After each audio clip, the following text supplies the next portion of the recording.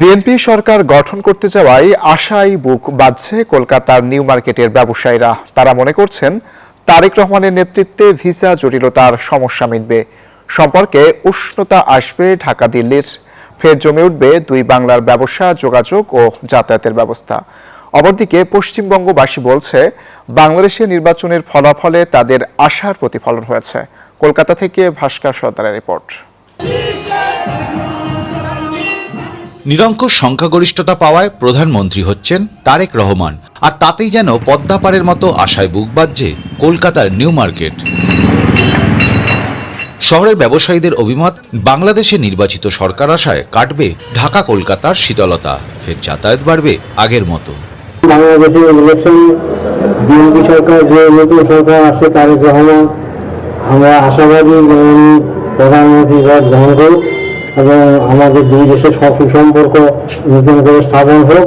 এই বিষয় সমস্যাটা আশা করি এই নতুন সরকার এসে একটা সমাধান করবে। আমাদের কারবার সব বাংলাদেশ টুরিস্টের উপরে আছে, এর জন্য কিছু কিছু আমাদের এফেক্ট হয়েছে, ভালোই এফেক্ট হয়েছে। এবারে হোক ঠিক হয়ে যাবে।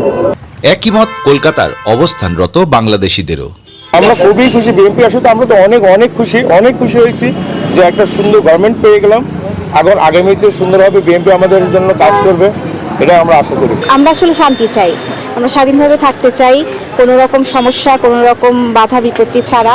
আসছে দেশ ভালো মতন চালাক, একটু আমরা চাই। অনেকদিন পর একটা নির্বাচিত সরকার আসছে, আমরা চাই সরকার ভালোভাবে চালাক।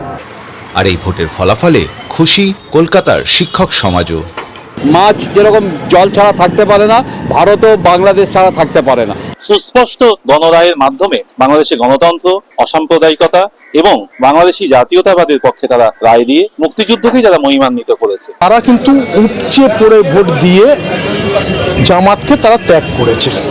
দুই বাংলার ভাষা, খাদ্যাভ্যাস, সংস্কৃতি, জীবনযাত্রা সব একই রকম, আর বাংলাদেশি পর্যটকদের প্রথম পছন্দের স্থান কলকাতা। ফলে সব মিলিয়ে নতুন নির্বাচিত সরকার নিয়ে আশায় বুক বাঁধছে ঢাকা কলকাতা।